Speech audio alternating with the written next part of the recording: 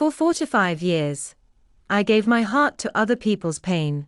The emergency rooms of Chicago were my battlefield, bright lights, cold metal, and the endless beeping of monitors that measured life by seconds. I used to tell new nurses, "You'll learn to stop shaking when the sirens start." But the truth was, I never stopped shaking. I just learned to hide it. My name is Margaret Hayes, and I spent my entire life trying to save everyone but myself. Every double shift, every night I came home to an empty apartment, every time I pressed a palm against a dying man's chest while whispering, "Stay with me," it all carved pieces out of me. I told myself it was purpose. But somewhere along the way, I stopped recognizing the woman in the mirror.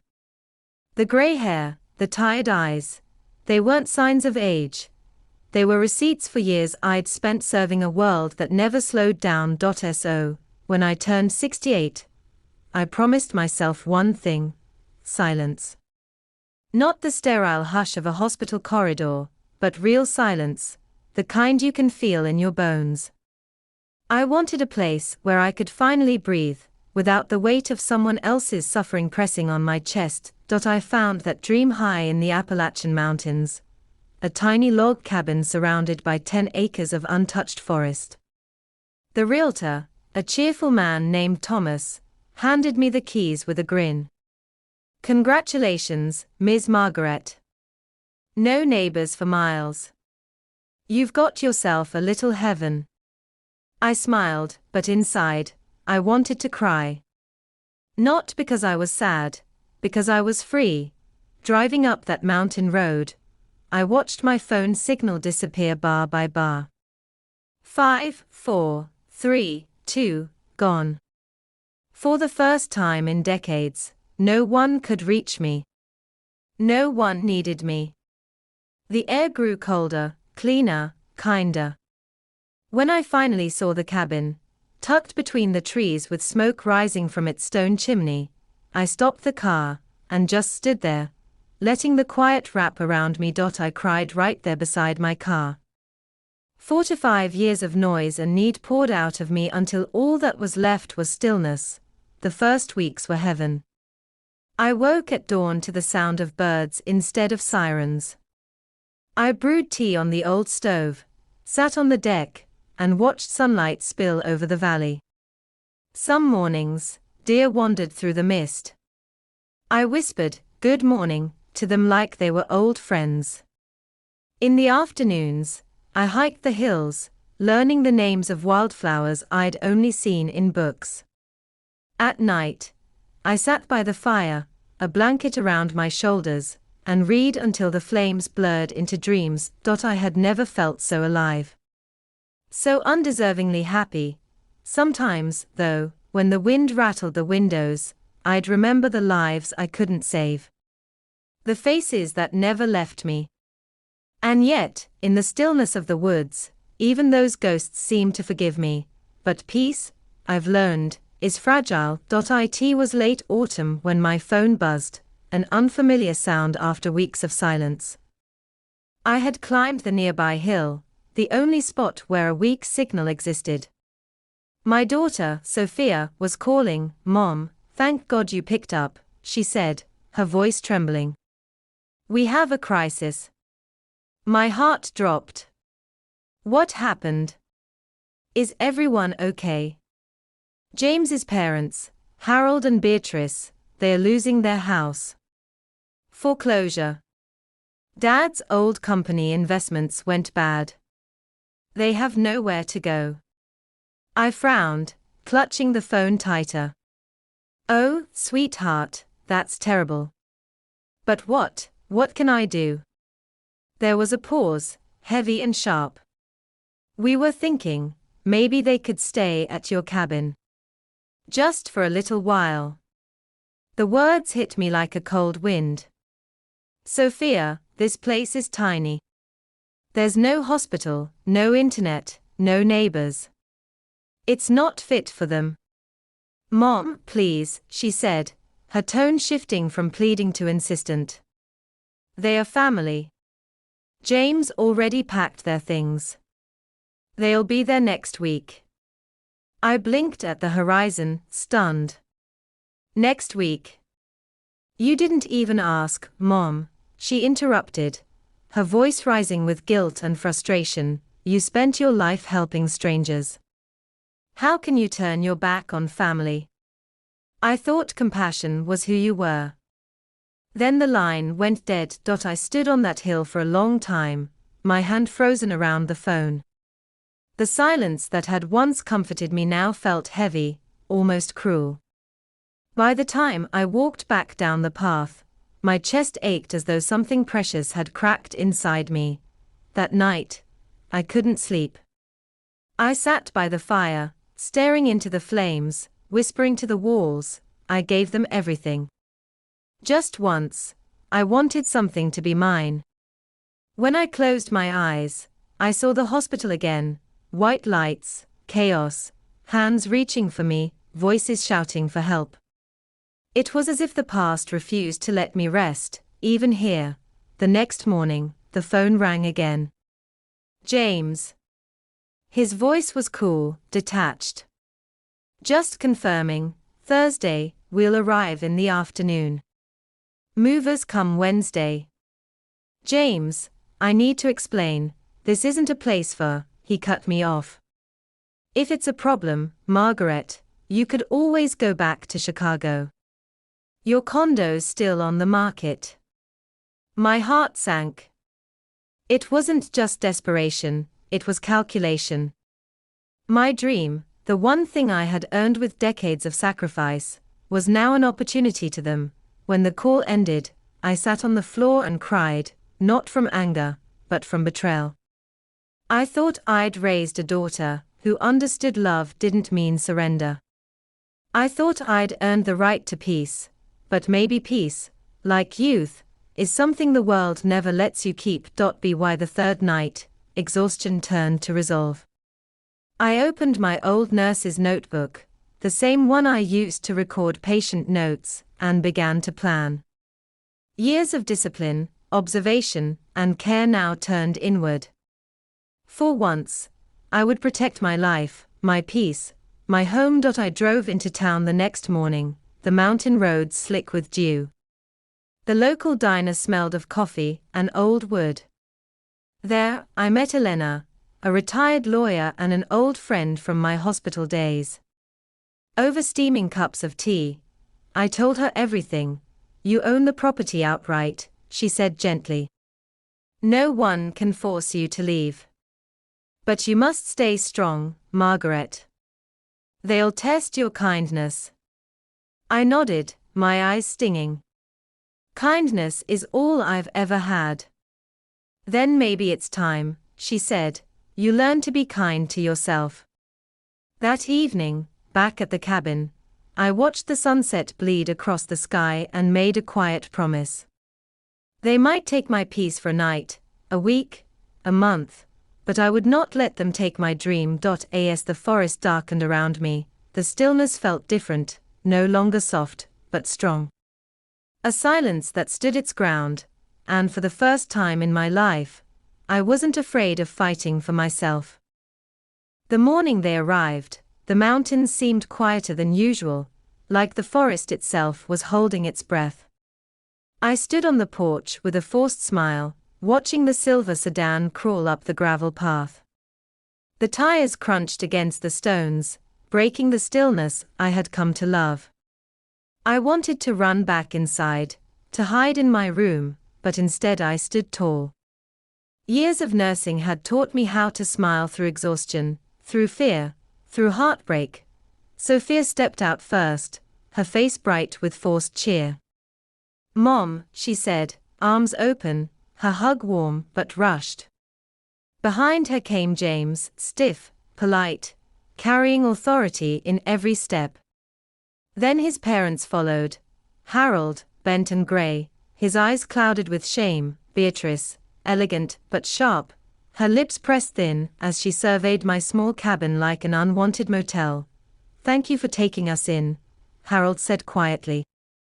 We won't be a burden. Oh, it's no trouble, I lied, forcing the corners of my mouth upward. Beatrice sniffed. It's quaint. Her tone turned the word into an insult. Inside, the cabin felt smaller than ever. Beatrice's perfume fought with the earthy scent of wood smoke. Their suitcases cluttered the narrow hall. My sanctuary, the space that had healed me, was suddenly crowded with sighs and whispered complaints. At dinner, I tried to fill the silence. The forest gets lovely mist in the mornings, I said softly. Beatrice frowned. I'm not much for mist. It ruins my hair. Sophia gave me an apologetic glance, but James was already on his phone, pacing near the window where no signal could reach. That night, I couldn't sleep. Their voices floated through the walls, murmurs about the smell, the cold, the lack of Wi-Fi. I stared at the ceiling, remembering the first night I'd spent here alone, when the quiet had felt sacred. Now, it felt invaded. Days passed slowly.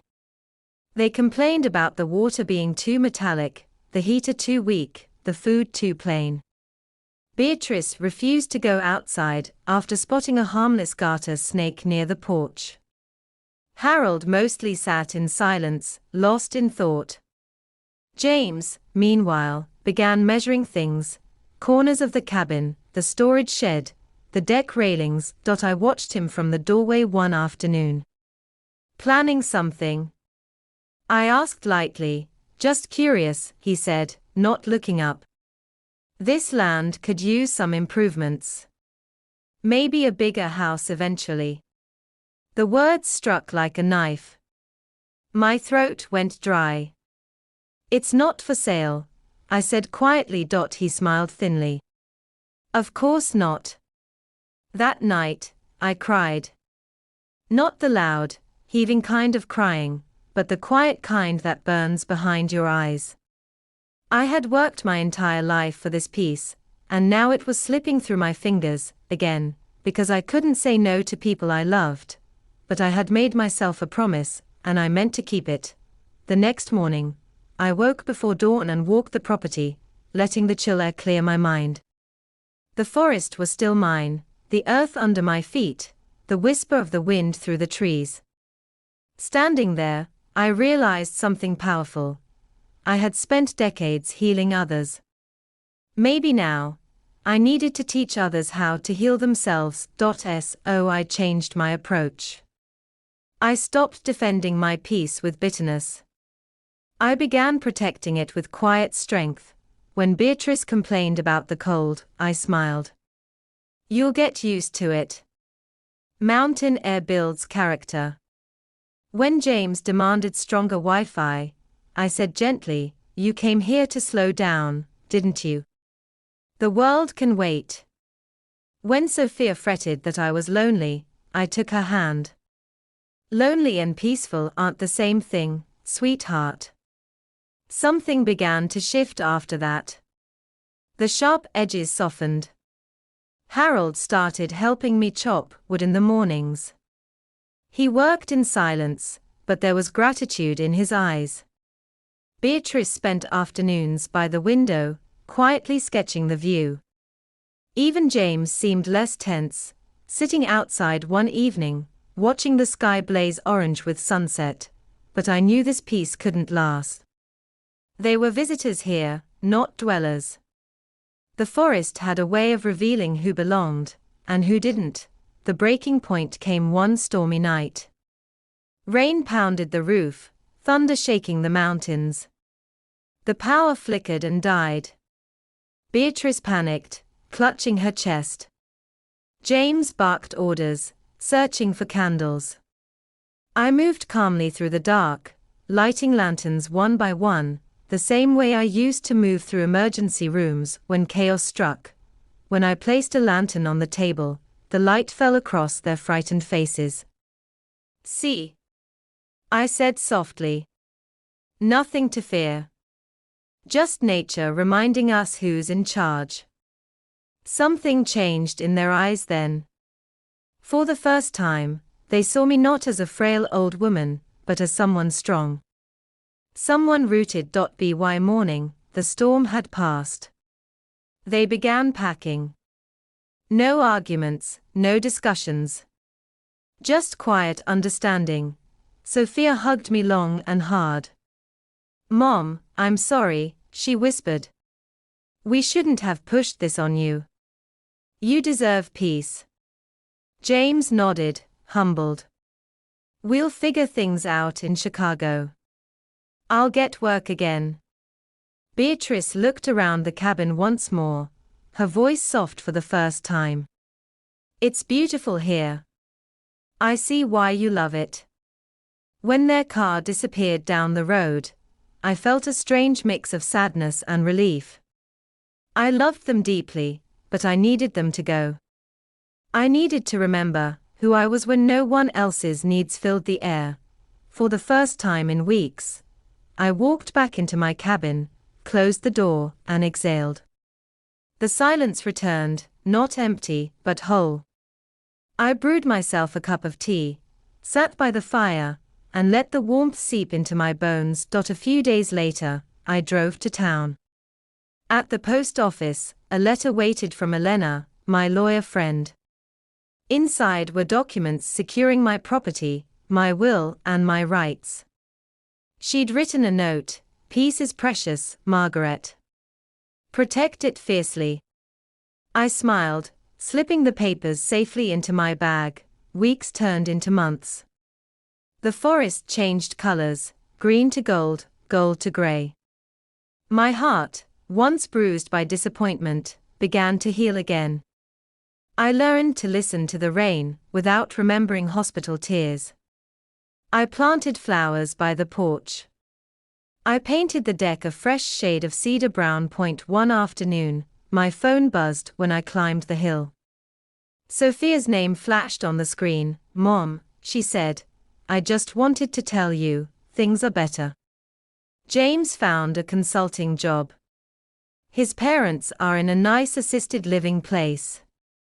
We're even thinking of selling our house and moving somewhere smaller. Closer to work, closer to each other." I smiled, tears prickling my eyes. "That sounds wonderful, darling. And, Mom, I'm sorry for everything. I understand now why you needed that cabin. We all need a place that's ours." When the call ended, I looked out at the horizon. The sky was streaked with gold, and for the first time in a long while, I felt proud, not for saving anyone else, but for saving myself. That evening, I sat on the deck with a blanket and a cup of tea.